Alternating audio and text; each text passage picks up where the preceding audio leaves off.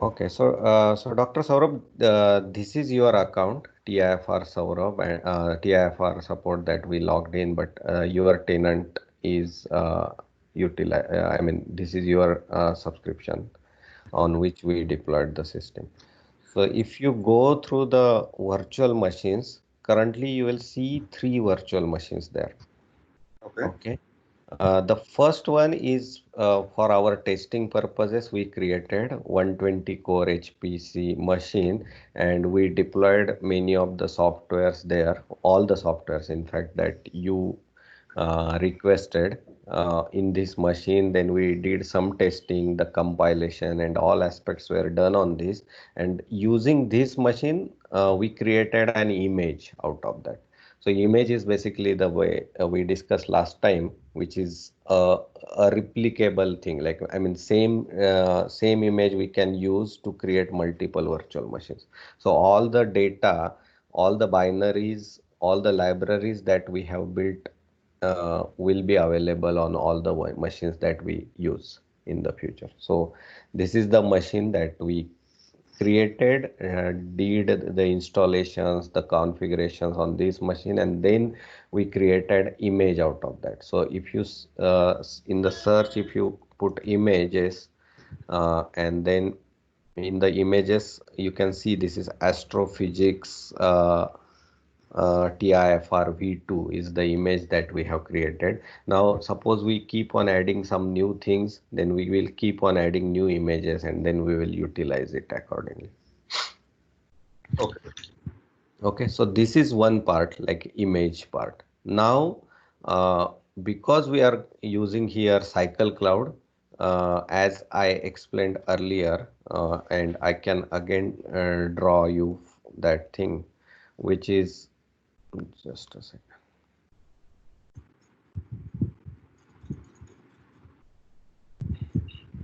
So this is a Cycle Cloud machine, and then we are going to create a cluster, and then there can be multiple clusters as well. So this Cycle Cloud machine is a management machine where you can change the configurations of the cluster, or you can change the image that can be used to run the computation, the V for creating a VM and all. So that this Cycle Cloud machine is the a management utility for the multiple clusters. And similarly, we can deploy multiple clusters. So what we did right now is we created this one Cycle Cloud machine, which will be running uh, just a second, which will be running 24 by 7, and it is not a big machine, it's a small machine. I will show you the configuration, so which will be running 24 by 7 because it will be doing the management of the cluster. And within the cluster we have one master node right now, and then there can be multiple compute nodes. Again, master node will be a small machine, not the big one. It can be running at 24 by 7, or if required you can shut it down. That is not a problem. But again, it's a small machine as the Cycle Cloud machine, but the compute nodes will be bigger, like 120 core, or I mean we have the 120 core machine per node in the for the computation. So we have there are two partitions. One is the HPC partition and one another is a HTC partition. Uh, both partitions can be managed through this master node. So as a end user, uh, they can directly log into this master node through SSH, and when they log into the SSH, then they run their normal slum commands or the slum submit scripts. So I will demonstrate one of the script to run their simulations. So for the normal users, they will just log into the master node and submit their problem. Once they submit the problem, the cloud cluster will automatically scaled up to the required number of cores, the problem will run. Once problem is complete, the system will automatically scale down. And we will also explain you how the end user who does not have access to all these cycle cloud machines and the Azure portal access, still how he can monitor his problem and how he can see whether machines are coming up and not coming up, or what is the state of his machines and his jobs. So everything can be done within this machine. So for example, for end user, we can even give only access to the master node, and then he can do uh, all the required things on the master node itself. Uh, for the administrator or the ones who want to have the access to everything, they will get access to this machine as well, the cycle cloud machine as well, and then from the cycle cloud machine they can see, monitor and do anything, change configuration and all. So on cycle cloud we will keep the access to ourselves and within your team member, of course to you, as well as if you want to add somebody, he can get the access to the cycle cloud machine as well. And then for users or the students, we can directly give them access to this master node. Okay.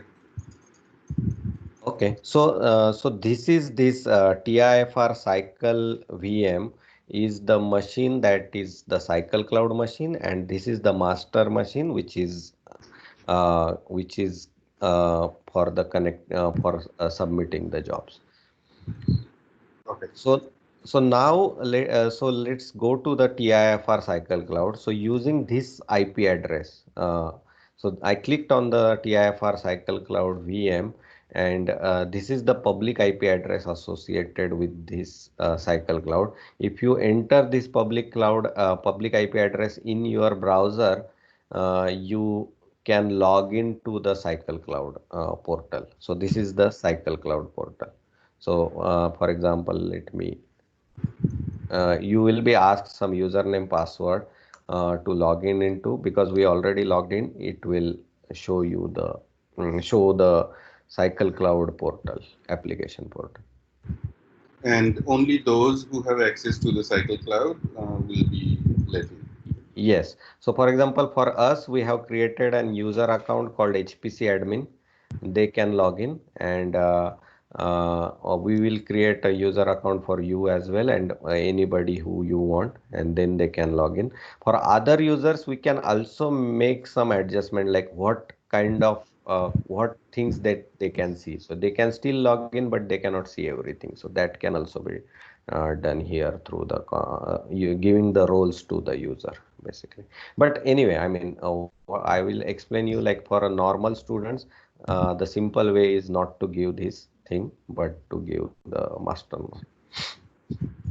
Okay, so as I explained earlier, we can create the multiple clusters. So this is a Astro cluster that we have created, and which has one master node. We have created one HTC partition with 5 nodes. A small 8-core machines are deployed, and then there is a HPC cluster with 9 nodes, and each node has 120 cores. So, so this way it is 1080 cores are available right now on the HPC cluster. Uh, so, uh, so as you see, the green mark is shown because master node is on. So if I click on here the master node, you will get the details of the master node in the below. This is same as what you see in the Azure portal, but this is more for from the uh, cluster perspective, the HPC perspective information is shown here. So similarly for the HTC partition, you will see all the HTC nodes and their names. So HTC1, HTC2, HTC3, HTC4, HTC5, these are the nodes. And similarly for the HPC, they have given these names like placement group 0, 1, 2, but 1, 2, 3, 4. So all these machines are 120 core. Now, why these names can be important? Because when you go, when for a student who is going to submit their problems, if they don't have this access, then they should at least be able to find out which nodes are running and which are not running, which are off, whereas which are on and all. I mean, where my job is running. So that all things can be seen in the master node, but these are the names that they will see in the master node. Oh. Okay, so so now, as we discussed earlier, that to log in to these machines, the master node and any of the machines, we will use the public private key to log in. So for that reason, here, suppose I want to log in to master node. So right now my machines is Windows. So if I use the PuTTY, then I will give this IP address of the SSH, and then I will also use the key, that is my private key here, to connect to this master node. So once I give this key, I will be able to connect to the master node.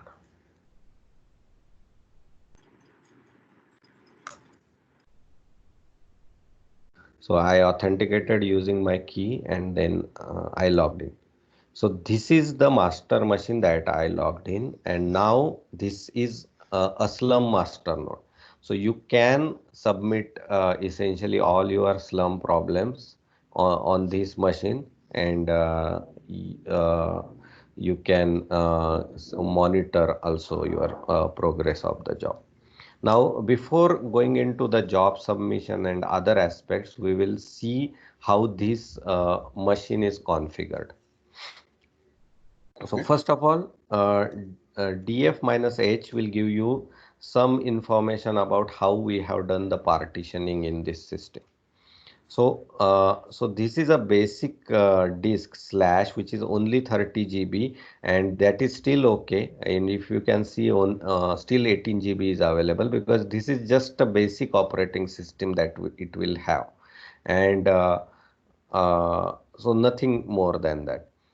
And then we have attached one simple disk, which is this 500 GB disk is attached. We can increase, again, scale up and scale down to this storage. Currently it is 504 GB. I mean, eventually it was 512 that we created. It is showing 504 GB here. So this is an extra disk that we have attached to this master node.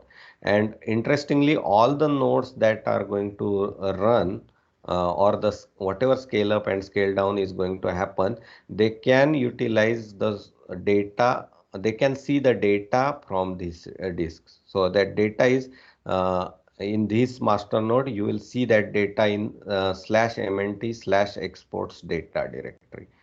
And then what we are going to do is that for every user, there will be a directory in this particular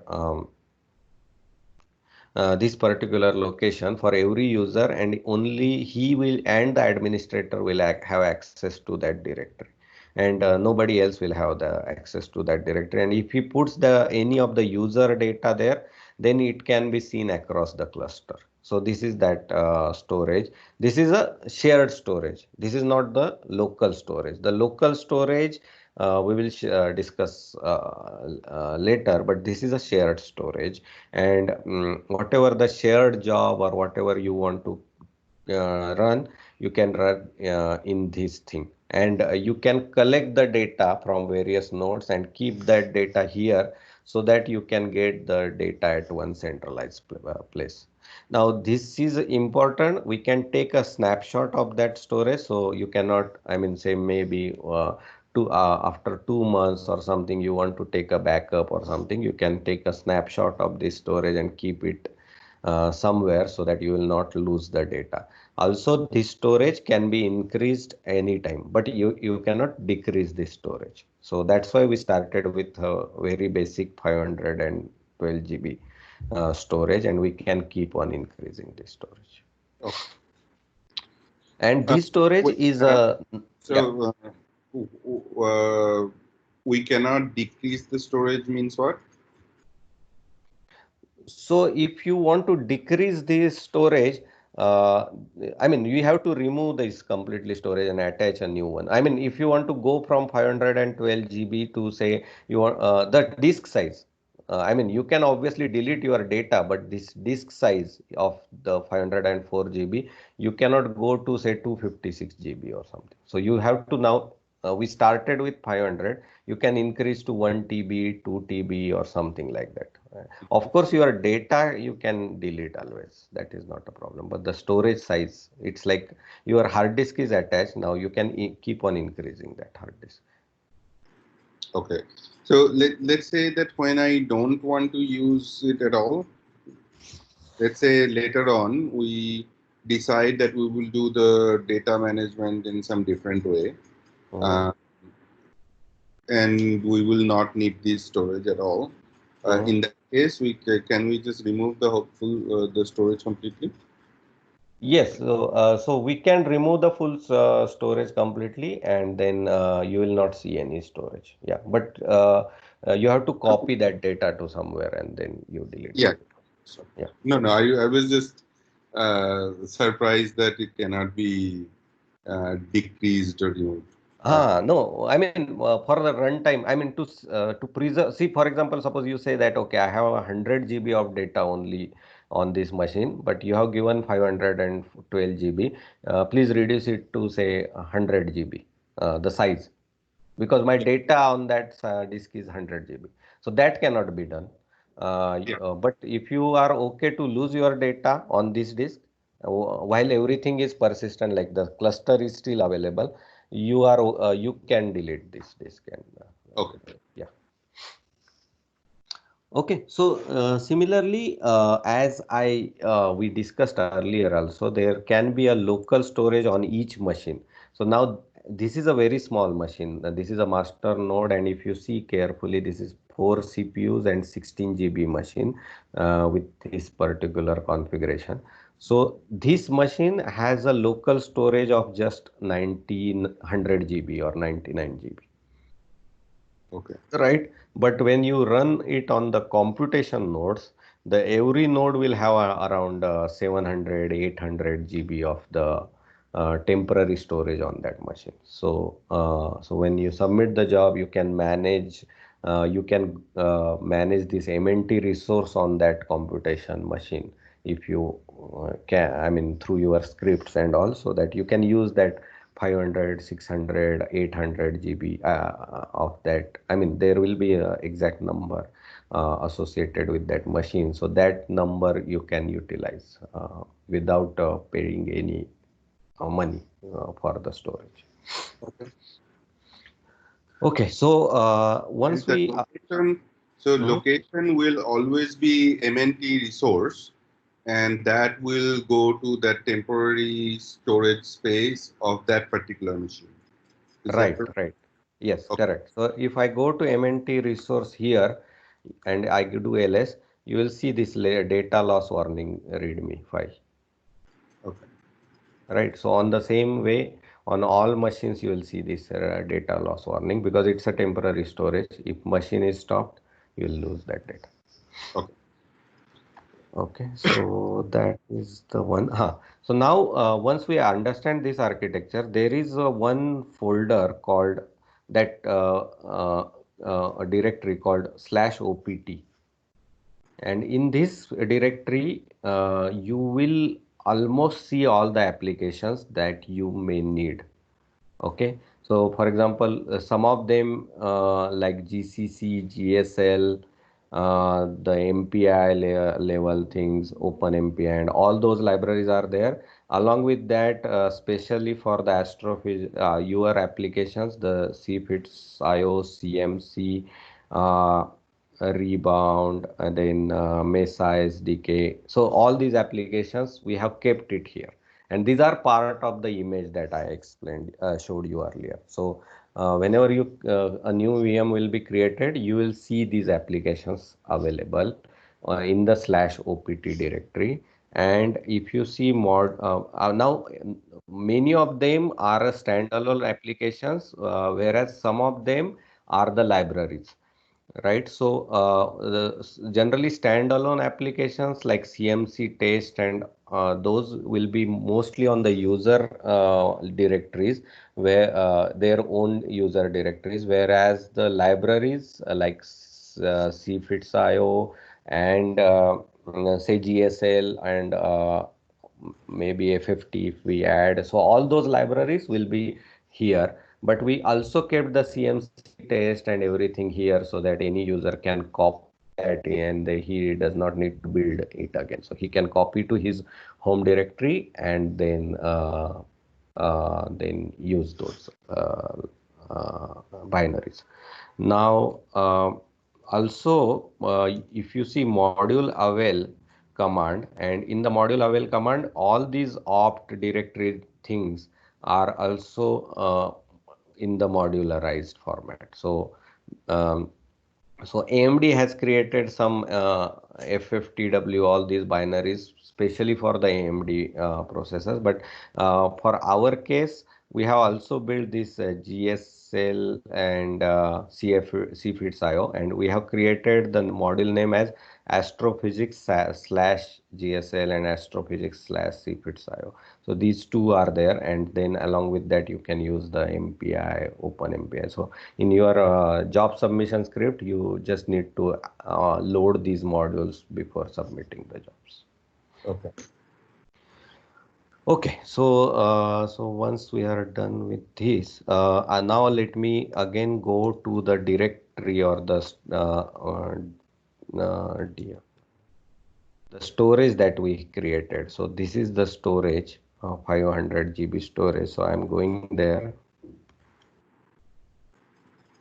So yeah, if you see that we have created HPC admin as a one directory there, and if I do ls minus al, so HPC admin directory has only access to HPC admin. So similarly, your students will have directories here, and they will have access to their own directory. So other students cannot see, and we can manage that thing here in these directories. So let's go to the my directory, which is HPC admin, and as I said earlier, that I can copy the CMC test. Let me do again the same experiment. So I can do copy minus R directory called CMC demo. I created one directory called CMC demo, and then I copy CMC test to here. CMC test is there, and this is already pre-compiled. All the things in the by the way, there we did one mistake, like inside bin, we in the prefix again we gave the bin, and so inside bin again the bin directory got created, but all the binaries are here in this folder. Okay, so we can actually use these binaries. Then we will create I think runtime directory, right? Yeah. And uh, inside runtime, we will need this. I have that file. Just a second. CMC test runtime. Oh, what was that file? I think you need to get the CMC, the compiled binary of CMC, then something dot CMC. Yes. Just do star.cmc and star.fits. Yes. Okay. So slash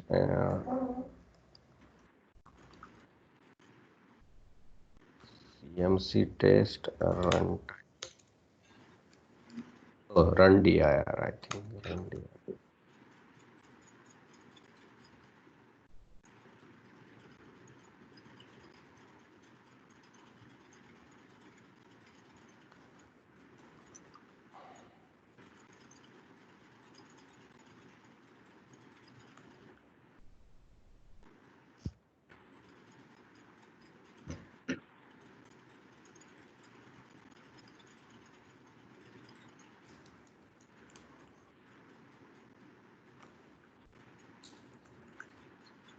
Yeah.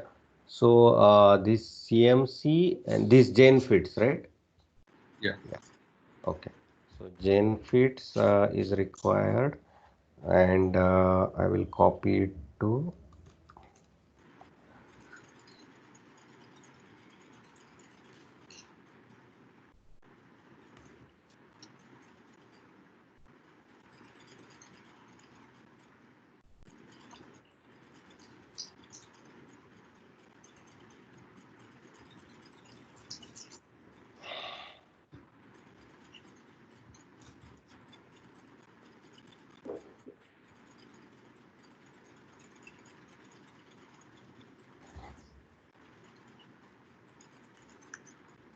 And then what else? Only CMC. CMC. Yes. So I think I now.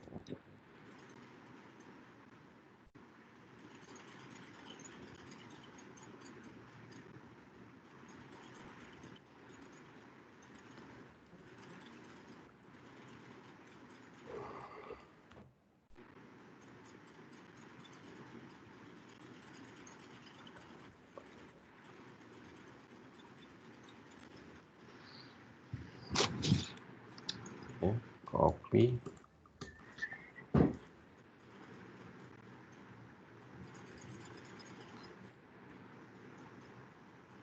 So these two files are there, and then I will run genfits, but because my path is bit different than the normal path, I will do one thing.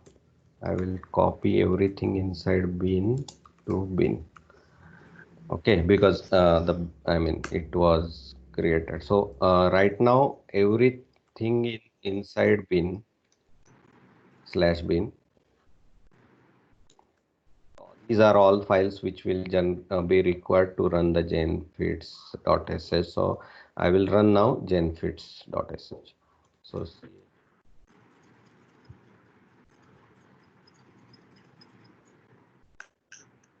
okay, so now once I run this, it says that error while loading because cfitsio was not there. So I will do module load astrophysics and then cfits. Now again I will run this.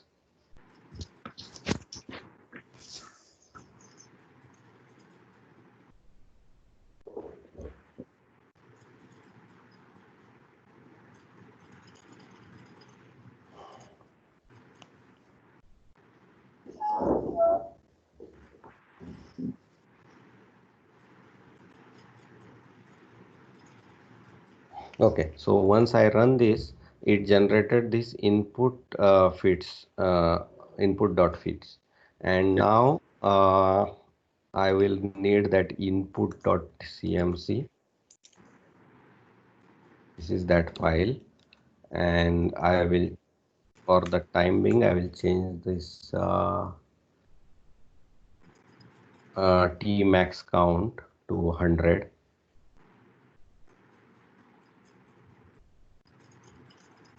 And yes, so that's all. We did this to 100, and okay, so we need to start running the problem. Yeah, no, we need the batch script. So I have a batch script just created.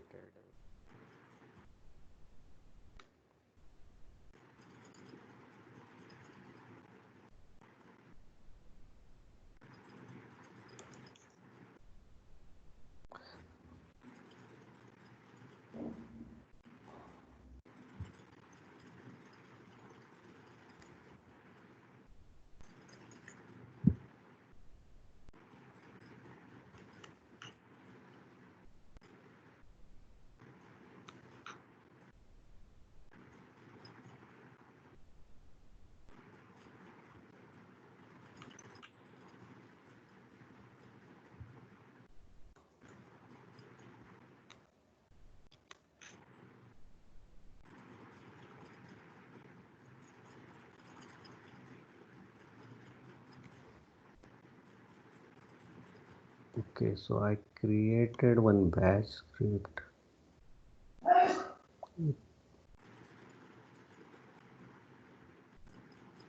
That submit job.sh, that's the one that I sent you, I think, for as an example. Right, right. We use that as a input. Yes, okay, good. Yeah, so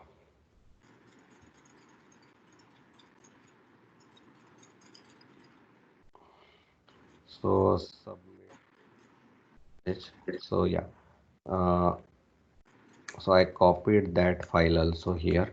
So now we have using GenFits, we generated the input and we use this input.cmc. We change the tmax to 100 and then this is a submit job.sh. So I will show you what is the submit job sh. So it is almost similar like With color is so it's I cannot really read the blue. okay, so I don't know how to change that. Just a second. Dhruvid, do you know how to say change this color? Maybe I will you increase the font size for now. Right. Uh, okay, Yeah, that may help. appearance.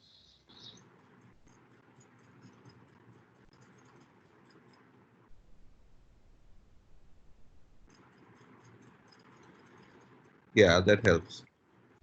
Okay, so this is almost similar to the bash that you sent. So the job name I have given. Currently, we can run it on one node, and then number of tasks per node. I tried with multiple. Right now, I kept 20. We'll also run once with 20, and then we'll run it with 120 and all. And then we can select the partition, whether HPC or HTC, and then we'll load the required modules, and then this is the command that we will run. Okay. Uh, It's almost. just a quick check. So n tasks per node, that is basically saying how many cores to use in one node, right? Yes, so eventually we will use the 120 or at least 110, I mean, like that, because Yeah, there are 120 nodes in one machine. right. So I think we'll try with 20 and then keep on increasing to get the performance and all those. Yeah. So now if you see again, now I'm planning to submit the job. And if you see currently, I am planning to submit job on HPC node and currently all the nodes are off. So there Yeah. is no green tick. So now uh, as I explained, at this point I will also introduce like how the users will do these things because users does not have this access, this complete access, Yeah. right? So, but the Slum gives you a lot of benefits and monitoring options within the master node. So, for example, S control uh, show nodes. Okay, so S control show nodes will show you all the nodes that are configured in this cluster. So, I mean, we can with more. So it will keep on showing all the nodes in the command line. So Okay. this is the HPC node, and currently the state is idle plus cloud plus power. Power means actually power down. So currently the machine is down. When it actually starts running, you will see either idle or I think running something. So it will keep on changing these states. So as a user, he can monitor what if he submits the job. Obviously, he can monitor his own job. He doesn't need to worry whether the nodes are coming up or not. But suppose for there is some issue with the cluster or something, then he can go and check whether the nodes are getting on or not from this side. But he can also check his jobs directly. So here he can keep on monitoring all the core nodes, both HPC and HTC. He can specifically mention a specific node as well, like this. He can keep on monitoring that node specifically. Okay. Okay. So So that is the And thing. in principle, from master node, it's possible also to SSH to that particular HPC node and check Yes. whether everything looks fine. Yes, yes, that is fine. That is correct. And in fact, that's a good question. So, what good observation? What will happen once the node comes up? You will see a host name along with IP address, node address, or some IP address will also be shown here. So, he can directly give that IP address and do SSH, and he doesn't need to give password because this all are connected with the passwordless SSH. So, he gives that IP address and he can go to any of the node basically. So again, yeah, for that particular, I mean, if you want to go and debug there, for that reason, definitely this command will help because you will get the IP address. The user will get the IP address from here. Right. Okay, so Is there a place where all of these useful commands are listed? It will you have a yeah. cheat sheet with this. Right, right. I think what I'll do, I will definitely go through this demo. I'm trying to cover many things here, and once this video is ready, we'll just write all these commands actually. Okay. Okay, so S control show nodes is there, and similarly S control show jobs is also there. So right now there is no job in the system, but whenever there are jobs, using S control show jobs, you will get all the details for every job which is running. So which are the nodes that are allocated and how much is the utilization, whether job is running or pending or in the queued state. So all these detailed things you can see using this command. But there is also another simple command which is SQ. So SQ command is again giving you a summary of the jobs. So job ID, then what partition it is running and how many nodes are allocated, and state. State is like a one letter state that it shows, like whether R is running or P is the pending, C is configuring, and all those command, all those states you can see per job here. Yeah, this is a standard Slurm command. Yes, yes, exactly. So this is also we can use exactly. So in this case, you will see a new state, by the way, which is configuring, and this configuring state is introduced because of the cloud, because the cloud is going to scale up, right? And at that time, the job is not either in the pending and it is not also in the running. So in that case, we see the configuring state for that. So user should be I mean, you should see these states, like either he will be in the pending state or the configuring state and in the running state. And if he is in the configuring state for say half an hour or 40 minutes, then he can report to us eventually that there seems to be some problem. Typically, even if it is a big job submit, like even for 1,000 cores or something, we typically expect I mean, all the nodes coming up together and all will take 20 minutes or maximum 15 to 20 minutes in the configuring state. And then it will start submitting. For small jobs, it will happen within 4 or 5 minutes. Okay. Okay, so with that, we will submit the job. So S batch and then submit job. Right, so I am submitting the job, and once I submit the job, it shows that submitted batch job 7. And if I run SQ here, you will see 7 and the state is configuring CF. And if I go in the backend and if I just refresh it, you can see this one get start creating a VM. Right. Right, so it actually started. Now your billing is going to start for this machine eventually. Right, and yes, we'll wait until this comes. By that time we can discuss any other aspect if we want. So Dhruvit, anything I missed out because you configured many things here. No, nothing. I think we have covered all the points. So Okay. at this point, I have one question about the data creation.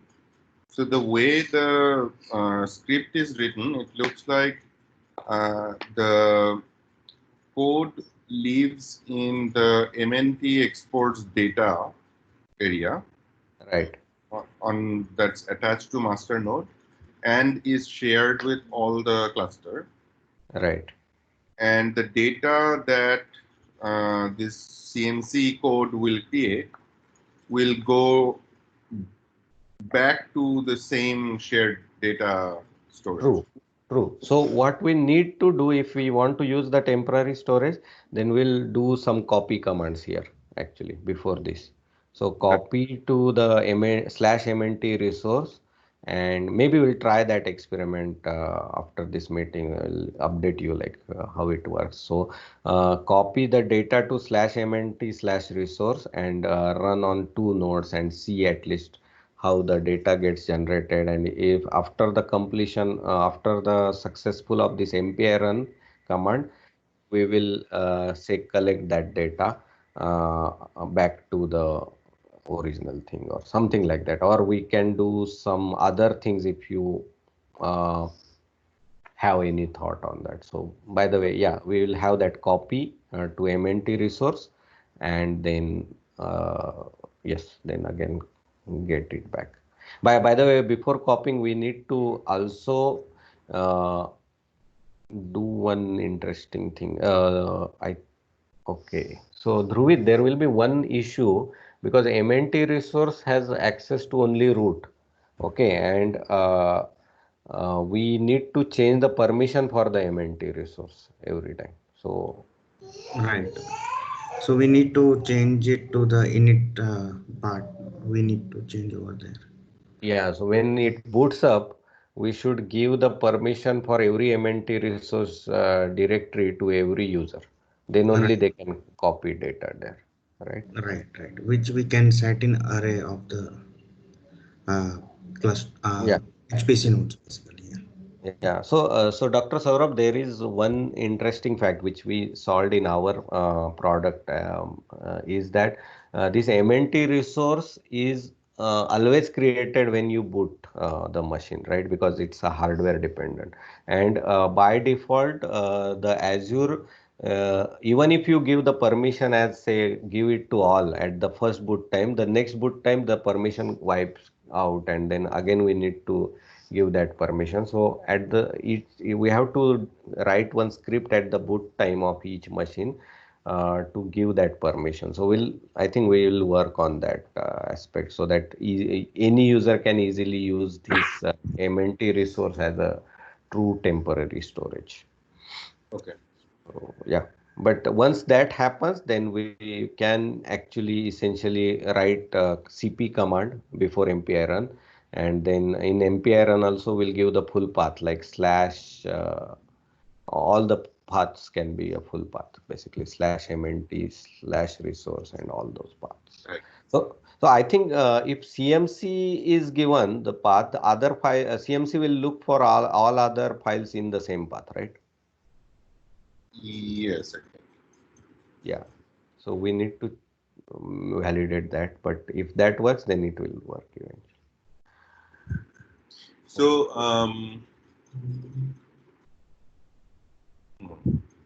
Yeah. that's good question actually. I think this will work perfectly if we are doing the compilation with a static flag. Okay. No, the libraries are already there. So libraries will, if CMC is only using the CFITS.io and the GSL library, then we should not have any problem. If it is using the relative libraries within the CMC, then yes, we can have some problem. No, I think that then it will be fine. Yeah. So right now, if you can see, I'm just tailing this initial.log file Yeah, because it's right. the job is running, right? Yeah. So if you see here, if I refresh, it is also in the running state, ready state, and this is running. Can you do that S control show nodes thing? Yes. So S control show nodes, and then we can have more. If you see carefully, the node address is now IP address, Yes. and then this state is mixed plus cloud. Basically, it's running eventually, and yeah. So this IP address you can, in fact, let's try that.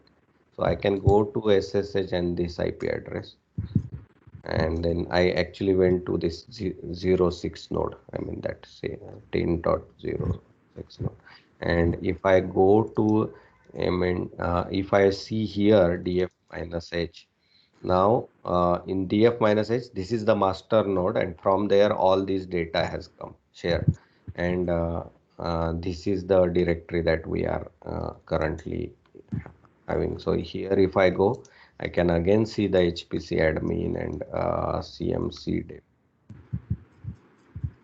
and then CMC test and run, and all these files are there. Perfect. And let me take a look at the MNT resource.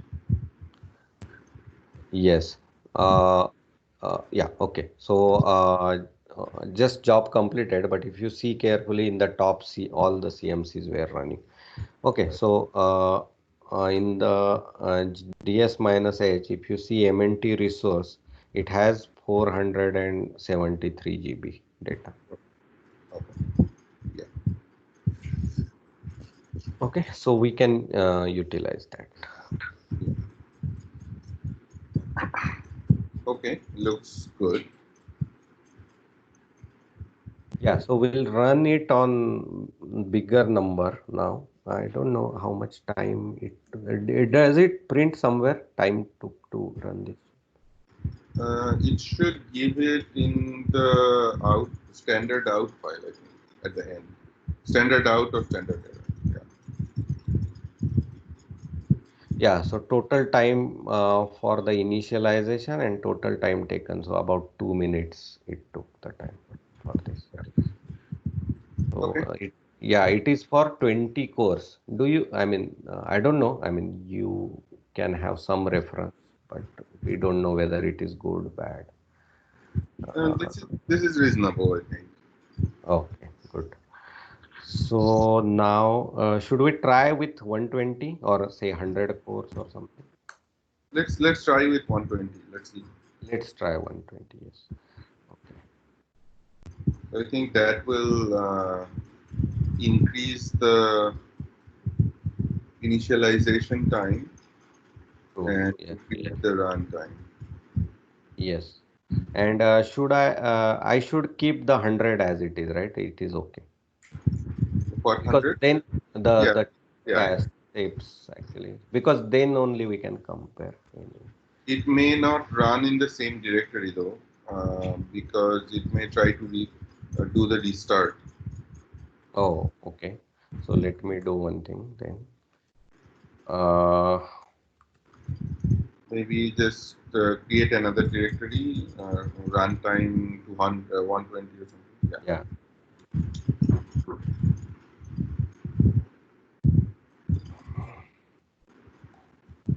And I can tell you an easy way to do this. Copy everything into the run 120 directory Hmm? and then delete everything with initial.start. Hmm.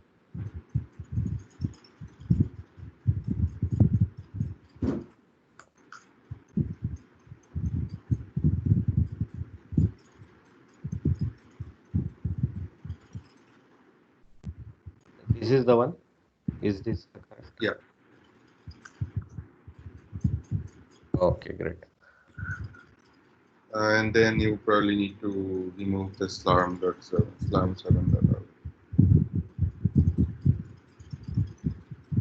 Yep. Okay.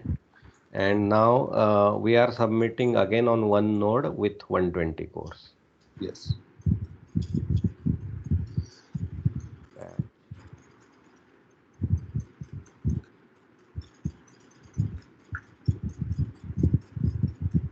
So generally, it stops lazily. It doesn't immediately stop the thing. Otherwise, because it expects like there will be a new job coming up. So it takes generally 10 minutes between the first job. If there is no job until 10-20 minutes, I think 10 minutes, it will stop the machine.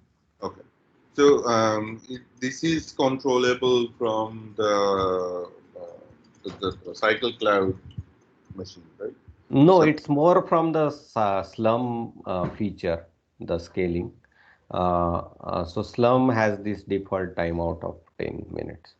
So as I explained you, like even we have integrated, in fact, because our auto scaling, our software does not have auto scaling integrated with Slum. That's why we did not release our code to you, basically. So it's a Slum feature of that 10 minutes. So eventually after 10 minutes, it triggers the shutdown. It tells the cycle cloud, please stop the machine. Slum tells, and then cycle cloud stops the machine. okay. So SQ, yeah, so again this is running, and let's see tail minus F.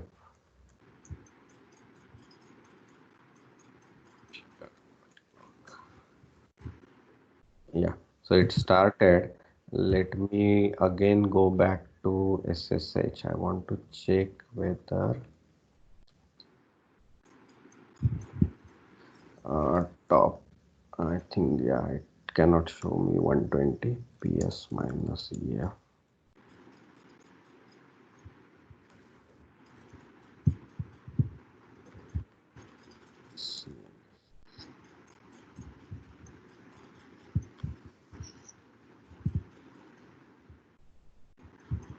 Yeah, I think all 120 processes are running.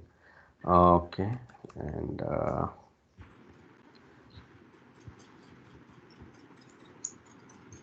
yeah, it's complete. So now we will see what is the time it took. So it took 70 seconds. So not scaled up to say 6 times, by the way. Yeah. So we need to find out the reason and whether it really scales up that linearly. That also we need to find out.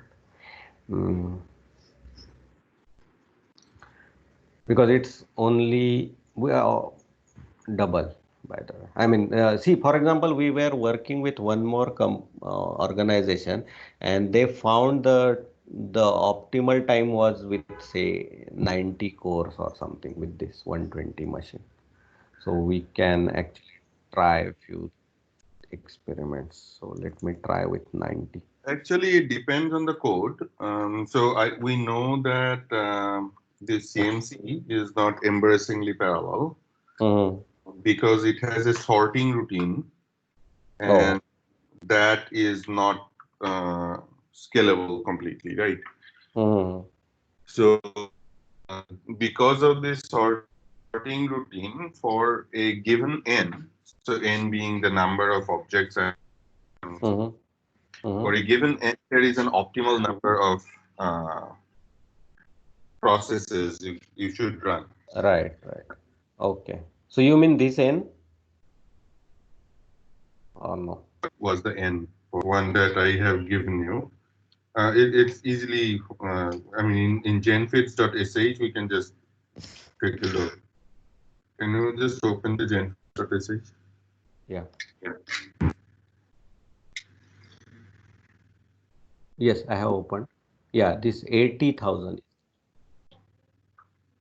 Is that? I don't think it's 80,000. It's probably 800,000. Can you see this number? 1,000. Oh, okay. This is there. Yes, this is right. Yes. So do you mean, Dr. Saurav, you will be increasing this number also, and is that going to be the case? And if that increases, the scalability of the thing is going to increase, or how is? Yes. Yeah. So so the way it is the larger the number of objects, more and more computation is needed to calculate the.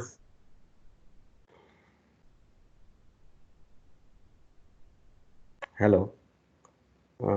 Dhruvit, are you able to hear me? Hello. Hello. No, I'm not. I think we have lost Saurabh. Yeah, hello. So, Dr. Saurabh, we lost your voice. Hello.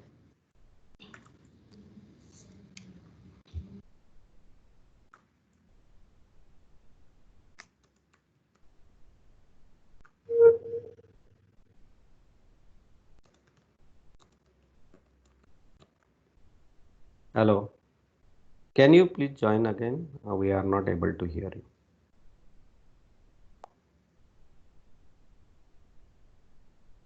Hello.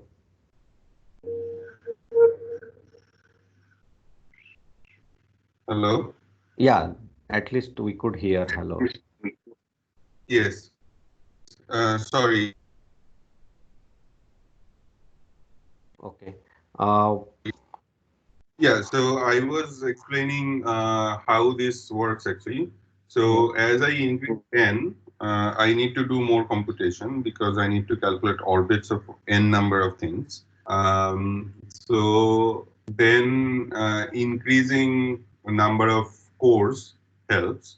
But as I increase the number of cores, during the sorting, there is a lot of overhead that comes in, and the sorting is to be done after every time step. So for any given n, the benefit from increasing the core is somewhat negated by the overhead that comes from the sorting.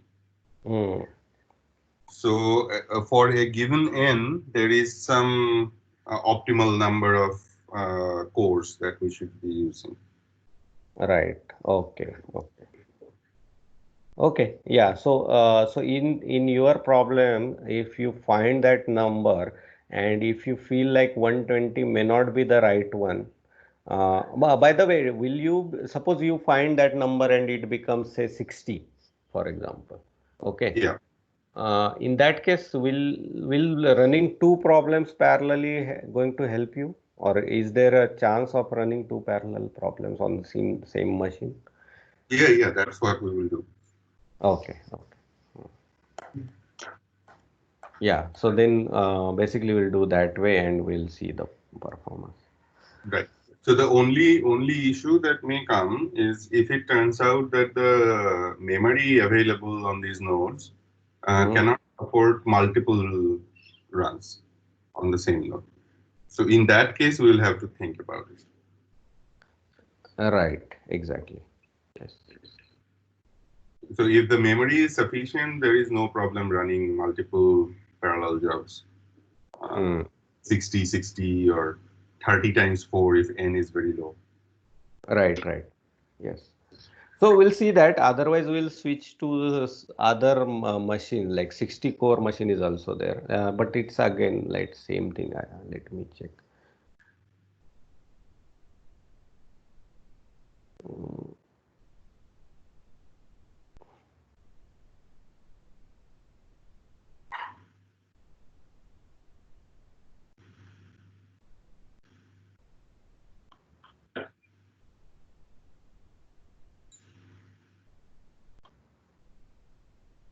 One more.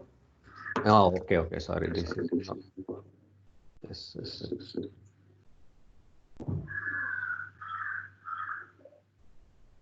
I think machine stop. Okay, so this is the RAM currently we have 480 GB.